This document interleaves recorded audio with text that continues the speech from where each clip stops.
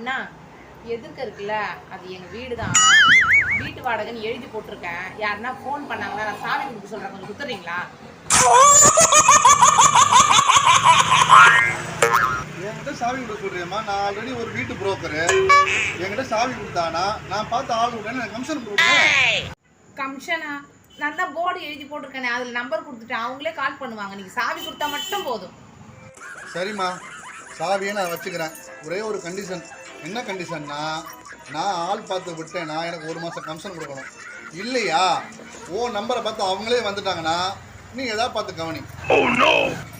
கவனிக்கணுமா? என்ன கவனிக்கணும்? வேற என்ன, வாட்ரு வாட்ரு கிளாஸ், அவ்வளோதான். இதெல்லாம் ஒரு குழப்பு.